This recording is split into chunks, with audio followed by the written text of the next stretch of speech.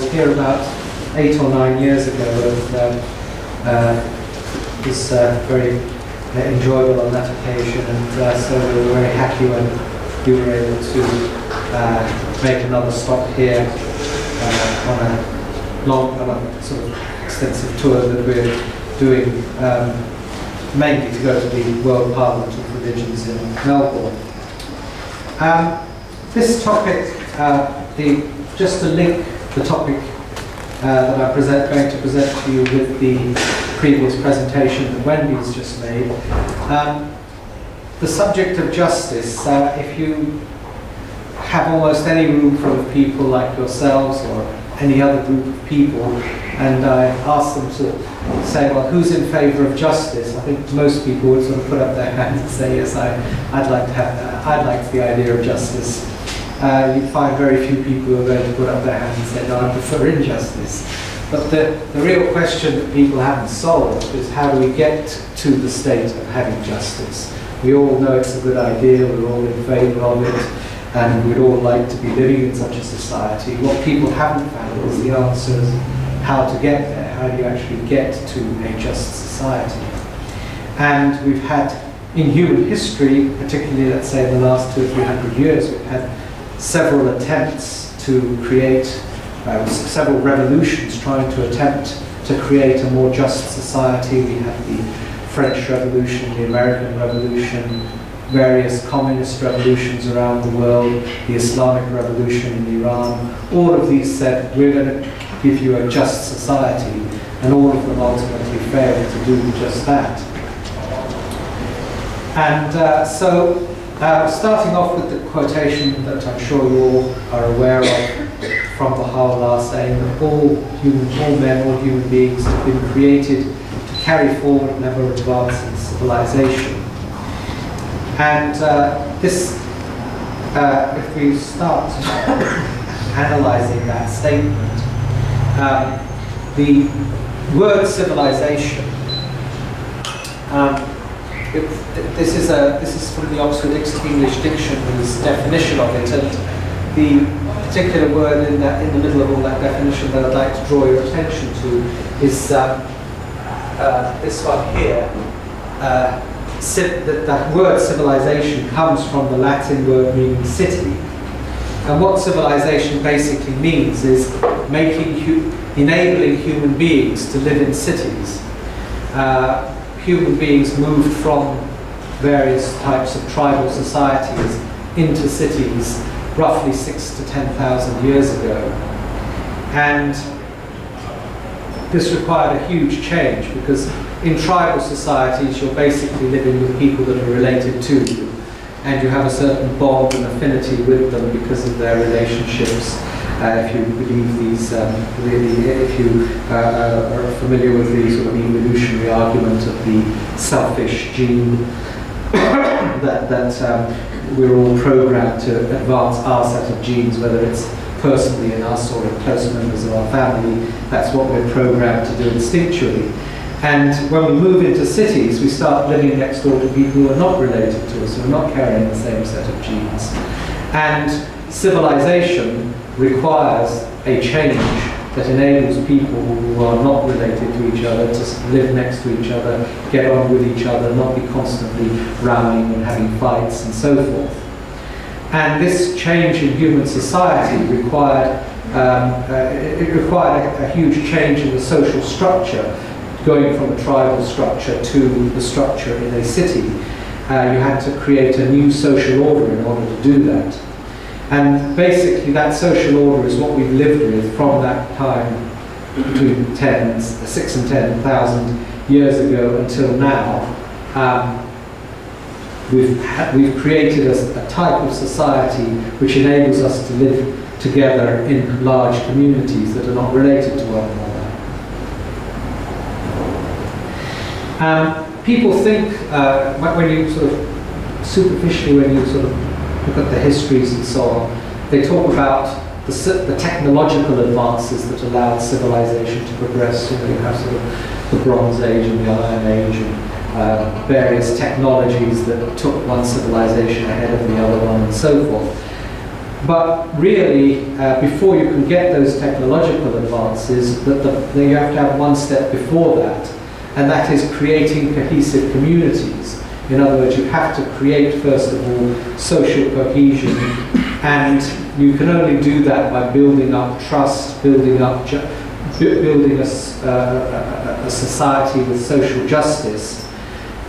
That's a prerequisite to then having a situation where you can start getting technological progress, where you can start having the tools that enable you to build high walls, to create cities, and have people differentiating into, some people are bakers, some people are builders, some people are making pots, and so forth. That sort of differentiation can't occur before you have the previous stage of building the trust, building the justice, and so forth. So really, and what it is that creates those values of trust and justice and so forth is religion.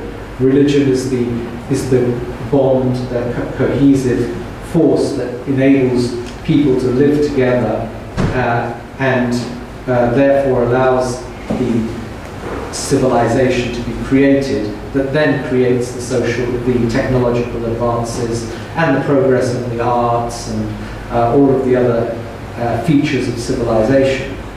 So, as I say, the essential prerequisite is a religion that creates the values that then enables people to live together in harmony and then allows the rest of the processes of civilization to come into being. And a good example of this, of course, the best example in recent history is the case of Islam. Before Islam, the area of Arabia, this was a tribal society. People were feuding. There were tribal feuds going on for generations. If one person didn't belong to a tribe, he could be killed without any consequences. The only law that existed was what each tribe could exert over a particular area.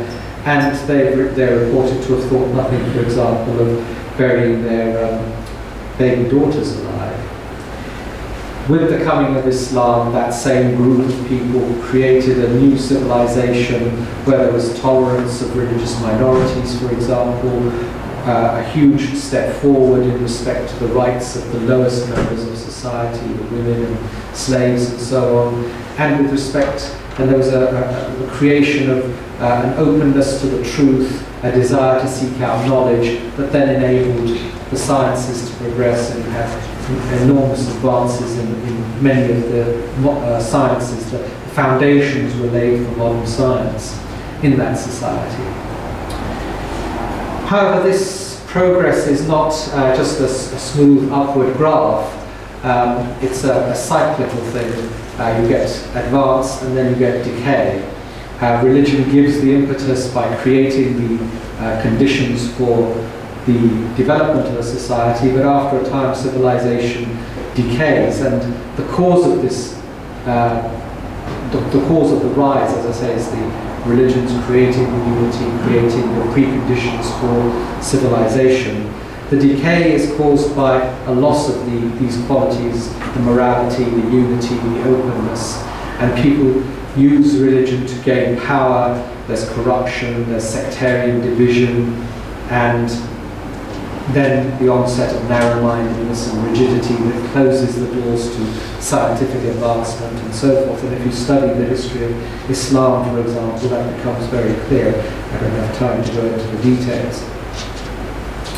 So Baha'u'llah is saying that all human beings, all men have been created to carry forward an ever-advancing civilization. And he says, "The Almighty beareth me witness, to act like the beasts of the field is unworthy of man." So in other words, being back in that situation of the selfish gene that the biologists say is our instinctual nature to be, is unworthy of a human being. Those virtues that befit his dignity are forbearance, mercy, passion, and loving kindness towards all the peoples and kindreds of the earth.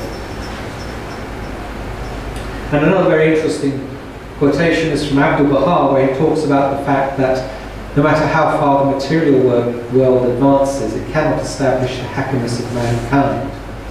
Merely a material civilization cannot do this.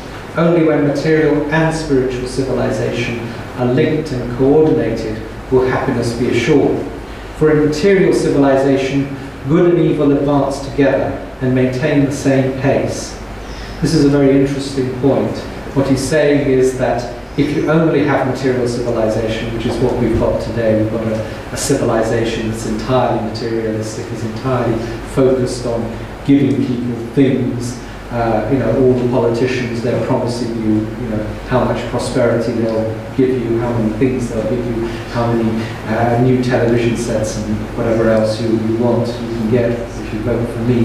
That's their goal, that's their aim. It's a purely material civilization. And what the Baha'i is saying is that if you have that type of civilization, the good and the evil, it's capable of giving a certain amount of good, but the good and the evil will be equivalent. You won't get any net gain out of that situation. But if you then introduce the divine civilization, the spiritual elements, then that's what's needed if you're going to get progress. You're actually going to get the good being greater than the evil. Any human action will have some element of good and some element of evil resulting from it. If you don't have the spiritual element, the good and the evil will balance each other and you won't have any net gain. It's only if you have the spiritual element as well as the material element that there will be progress, there will be benefit, there will be an overall gain to humanity. So what's wrong with our present civilization? Well, as I've already mentioned, we have this lack of spirituality and morality, lack of unity.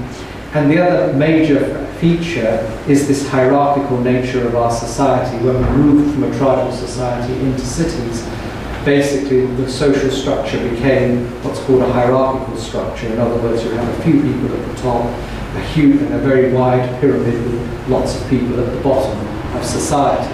And the few people at the top that tend to be men, so it's also called a patriarchal society, tend to have the power. They tend to be the people who make the decisions. They're the people who control the education system, so they teach our children what to think. They're the people who control the media, so they tell us what to think. And they're the people who control make all the decisions and control everything in society. And of course, what that means is that the vast majority of people, the minorities, the poorer classes, women, all of these groups who are at the bottom level of society don't get an opportunity to have a say in the decisions that are made about them. In fact, they're so used to not being told what to do and not thinking for themselves that they get into a situation where they think that they can't think, that they don't have any opinions, and they take on this sort of subservient role in society. And the other element in this hierarchical society is that the only way you can keep that structure going is through imposing it. In other words, through compulsion, and if necessary, through violence. What is actually the underlying guarantee of that hierarchical structure is violence. That if you don't, go along with this structure, you'll be chucked in jail. Ultimately, you might even be executed for treason. It's basically violence that underpins this hierarchical structure. And the other thing that it creates is competitiveness, because you're made to compete to go up that ladder to the top. So it creates competitiveness, anxiety, and when companies are competing with one another, they create pollution. When politicians are competing with one another, they create corruption.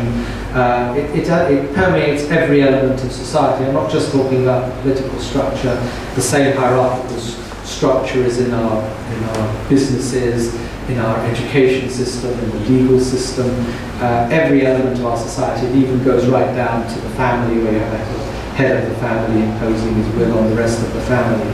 So this structure is all pervasive in our society. The next question I want to ask is, how did we get to where we are today with this lack of spirituality, lack of morality, lack of unity? And basically what happened is that in the 19th century, religion was pushed aside in our societies. I'm here talking mainly about the West. It happened in other societies but slightly later dates, but almost every society has gone through these phases, and not exactly at the same time scale. But basically, religion, which had been at the centre of society, which had been the focus of unity for society, it had been the source of values for the society, it had created the vision of where the society was going, what it was aiming for, all of these things. Religion, which had been all of these things, was pushed aside in the 19th century. And in the 20th century, we had a series of experiments of creating man-made ideologies to take the place of religion. Man-made ideologies that would give us a source of cohesion, that would give us a set of values, that would give us a vision of where our society was going to. And these were nationalism, racism, and communism, broadly speaking. Nationalism led to the disaster of the First World War, when the highly nationalistic nations of Europe went to war with one another. Racist ideologies became very prominent in the Second World War. In Germany, you had the Nazi ideology, there were all sorts of fascist ideologies going around Europe. In Japan, of course, there was a racist ideology, and these led eventually to the Second World War. And then after that, the communist ideology became very prominent and swept across vast tracts of the world, leading to a Cold War, and leaving behind where communism eventually collapsed in most parts of the world. Devastated economies, ecological disasters, and people who had been suppressed for decades. And now we're left with what appear to be two possibilities that are not really possibilities, but some people may think they are, in terms of ideologies.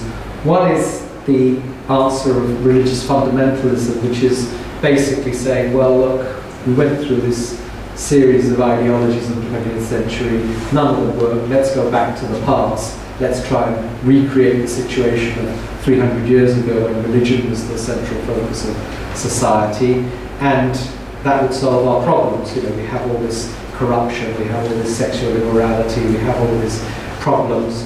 Religion is the answer to these problems, and if we just create a religious fundamentalist state, it will solve these problems. Of course, the problem is that this doesn't really deal with what happened in the first place, was that religion was pushed aside in the 19th century because it wasn't able to solve these problems, and there's no reason to think that going back to religion will somehow solve these problems if it wasn't able to solve these problems in the first place. The second problem, of course, with this approach is that you can't turn the clock back. 400 or 500 years ago, we thought in a religious way. Our entire worldview was created by religion. If you were living in Europe at that time, you thought that there was a hell down there somewhere. We were living on a sort of flat earth here, and up there was a heaven somewhere. And that was your cosmology, and that was given to you by your religion. Religion was the source of the arts, it was the source of the literature, it ran the education system, it ran the health and welfare system. Everything was focused around religion. And the mind, our vision of what the world was set out by religion. But once you've got other viewpoints, other ways of looking at the world, the scientific viewpoint and so on, you can't then turn the clock back and pretend there's only one viewpoint, the religious viewpoint, which is what the fundamentalist vision essentially entails. So basically the fundamentalists are trying to do something that's not only impossible, but even if they could achieve it, it wouldn't solve the problems that they think it's going to solve, as indeed Iran has found. The Iranian revolution promised that it would get rid of the corruption, it would get rid of the sexual immorality, it would get rid of the drug problem, all of these things. And of course, all of these things are even worse in Iran now than they were 30 years ago. Okay, and the other alternative is free market capitalism. And again, this is not really an ideology, because an ideology should create bonds of cohesion. It should give you a vision of where you're aiming for. It should create the values of a society, and free market capitalism doesn't do any of these things. Famously, Margaret Thatcher said there's no such thing as society, there's only individuals competing with one another. So basically, capitalism is not a social ideology, it's an anti-social ideology. It actually fractures society, it breaks up society, it creates divisions, it creates competition and conflict. So it's not going to be an answer to the vacuum we have at the centre of our society now, because we are now in a state of vacuum in the centre of our societies. There is no accepted ideology. The politicians don't have a vision of where they're taking countries. They're just offering us temporary solutions, stopgap deals, sort of mending things as the cracks appear. That's all they're offering. They have no vision. It's not like the 20th century when at least the communists had a vision. They had something that they were trying to present to people as the way forward. We've got nothing like that now. Nobody has any vision of where they're going or anything. So the question is, where do we go from here? And going back to the what I was saying before, if our civilization is going to progress, if it is going to take a step forward, a step of progress, then we've got to reconstruct it from the base, and the base is the base of religion. We've got to get the trust, the justice, the altruism, all of these moral and spiritual values right, in order then to build on that, the technology, the laws, the economics, that will give us social advance, and which will then lead on to progress in civilization through the sciences and the arts. And just a reminder there of that, material civilizations like the body, and spiritual civilization is like the soul, and the body cannot, without the soul, cannot live. So how do Baha'is propose to build a new civilization? Well, Wendy's talked a little bit about some of these elements, the global institutions and so on, and the important point that it's not global totalitarianism that we're trying to create as Baha'is, but rather that this is a bottom-up approach, that the Baha'i concept is from the grassroots upwards, a type of approach to building a new civilization with local and national autonomy. Anything that can be decided at the local level is decided at the local level. Only things that then have national import are decided at the national level, and then at the international level again, things that are appropriate to be decided there. And in this way, we create a spiritual and moral basis for society, and very importantly, the empowerment of the individual. It's these last two elements that I will concentrate on in the last part of my presentation. The Universal House of Justice has given us a vision of the path that we're trying to pursue in creating a new civilization, and it's given us a number of things that it wants us to move away from as part of this process of moving towards the new. It's given us an idea of what it wants us to move away from, what it doesn't want to persist within the Baha'i community.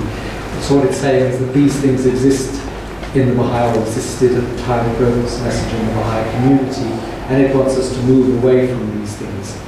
And the quotation that I'm referring to says that we need to move away from the mode of religious activity that characterizes the general society, in which the believer is a member of a congregation, leadership comes from an individual or individuals presumed to be qualified for the purpose, and personal participation is fitted into a schedule dominated by concerns of a very different nature. So these three elements, the first one is that the believer is a member of a congregation. If you think about it, congregation is where people sit down, the priest comes and tells them, preaches at them, tells them what to think, tells them what their religion is, tells them what to believe, tells them what to do, and they sit there and they just passively absorb all of that. And this is what the Universal House of Justice wants us to move away from. And it's given us the tools for doing that by creating the study, the institute process, the course of books that we go through, because what those books are doing is creating within individuals the capacity to move from being just a passive member of a congregation to an active member of a community. If you think about what these Study Institute, the movement books do, they enable people who have not been used to thinking for themselves to study a passage, think about it, create ideas about it, and most importantly express themselves, because people who are at the bottom rung of society are not used to expressing themselves. They've never been asked for their opinions, they've always been told what to think. So they've got to first of all, they've got to think about the passages that they study, then they've got to have some ideas about them, then they've got to express the ideas. And all of this is training for engaging in the consultation process, having thoughts, having the self-confidence to express yourself, having the ability to put all of that into one process and participate in activities. And the second, so that's the first element that this process is creating. It's creating individuals who are able to participate in a new type of community. And the second thing it's doing is creating a spirit of service in the community.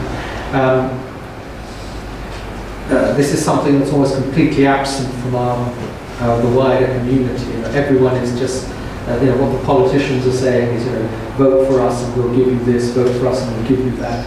Baha'is are saying, come to us and we'll give you lots of things to do. You can start serving your community. You don't come into it for yourself, you come into it for what you can do for others.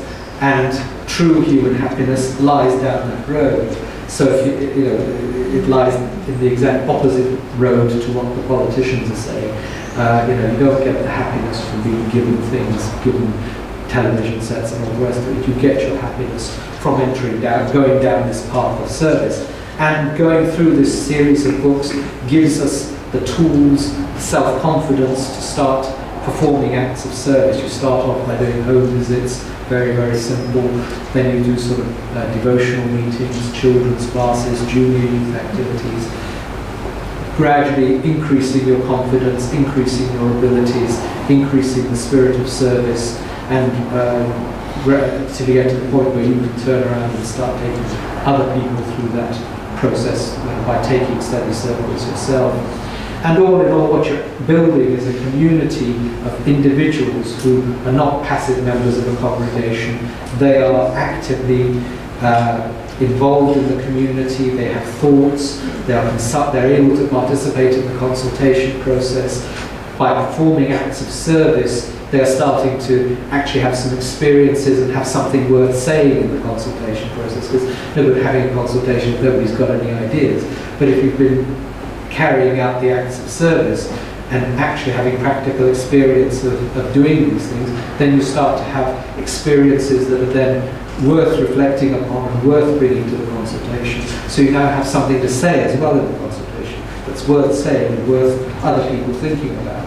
So all of this process is creating really something that has never existed before. It's not something that we can say, oh, it's like this or it's like that. This is something that's never existed before. We have, up to this point in human history, had this hierarchical society, and the structure of the society has been based that way.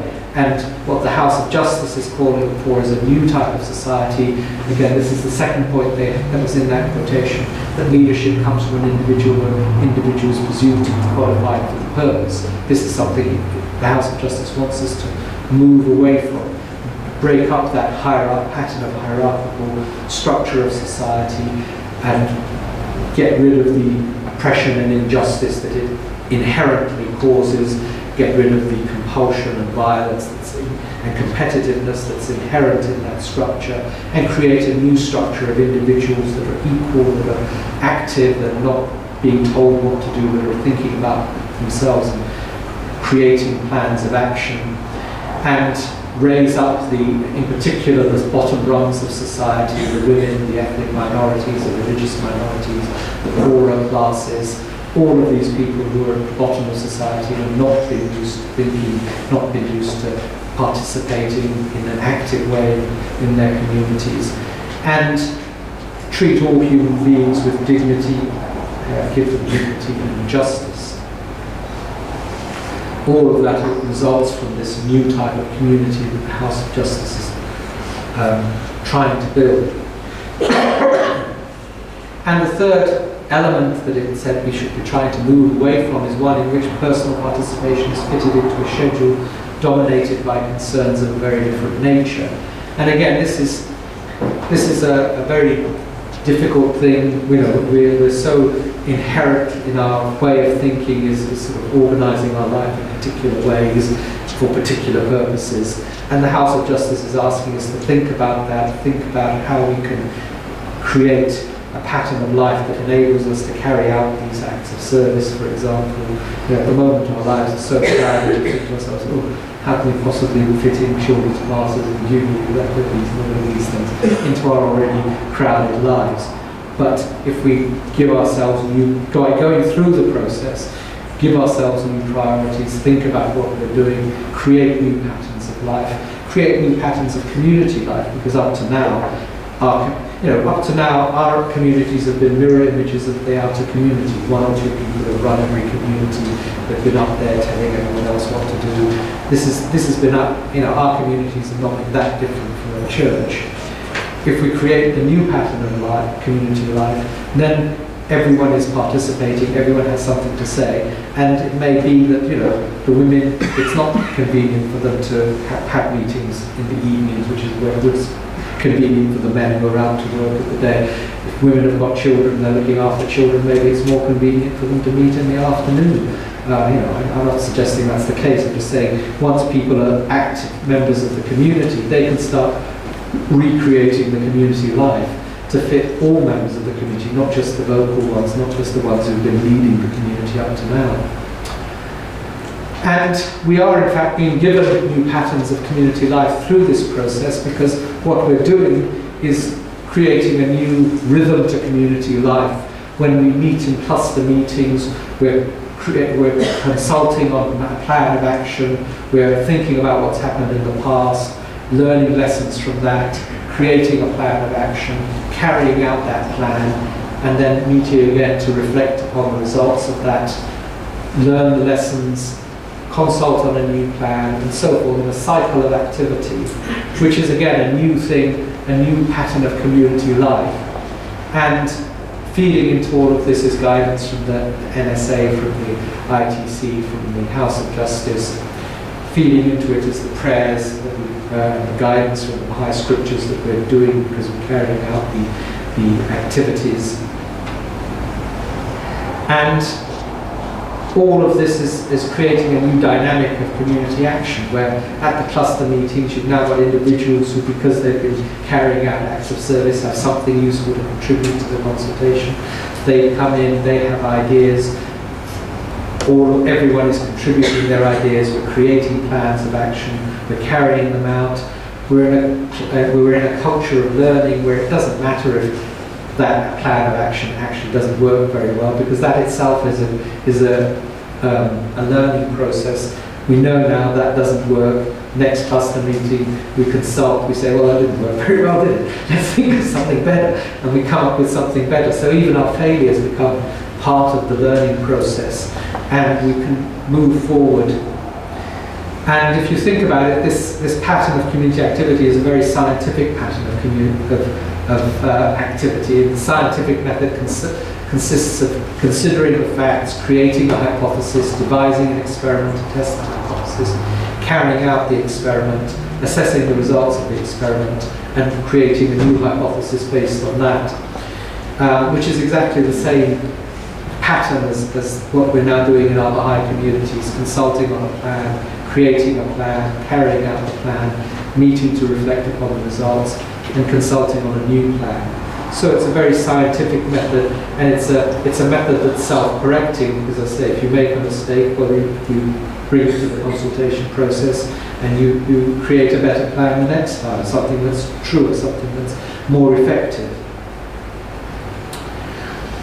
And this whole thing that we're learning, that this tool that is being created by the Universal House of Justice is really a very, very powerful tool if you think about it. At the moment we're using it to grow our communities, the emphasis is on growth. But the House of Justice has indicated that this same process that we're going through, once we've gone through it, once we've got it going, and we've been very slow at getting it going, there's been lots of resistance in some Baha'i communities to pushing forward this thing, but if we can get behind the House of Justice, get this tool going, this really very powerful tool going, if we can create these communities that the House of Justice once created, then it's a really very powerful tool that can be used not just for the growth of the faith, but that same pattern can be used for looking at social and economic. Once we've got enough members of a community, once we've got enough numbers, then we can start looking at other things than just growth. We can start looking at the community around us and say, what are the problems in our communities? What's in the wider community? What social and economic development is needed? What problems are there that we can tackle? And we've now got a mechanism for doing it. We've got people who can consult, who've got experience, who can put forward suggestions, unitedly carry out these suggestions, and then we can draw in the wider community to the process, because we're talking about their problems now, and we can draw them into the process, create a pattern which will be attractive to bring in more and more people, because we're now talking about their problems. And by going through this process, we're also gaining the experience that we can now have something interesting to say that other people want to hear, because we've got the experience, we've got the tools, we've got something that people really will want to hear, and so we can start engaging in the public discourse about the problems of our societies, the problems of the world, and so forth. So. Just as a summary then, the features of a new Baha'i civilization. I haven't talked about all of these features, but one of them is, for example, decentralization, the idea that things are done at the appropriate level, local things are done at the local level, national things are done at the national level, international things are done at the international level. The idea that there are no individuals in power, power is taken away from individuals. And in fact, I mean, this is another very interesting thing that I don't have time to go into. In fact, power is given to the individual Baha'i. Authority rests with the institutions, power lies with the individual believer. And this again is very, very interesting, because we've never had this before in human society. We're all used to thinking that power and authority are the same thing almost, and they all lie in the same place. The government has both power and authority. In the new society, the new civilization we're trying to create, power lies with the individual, because only the individual can carry out these things.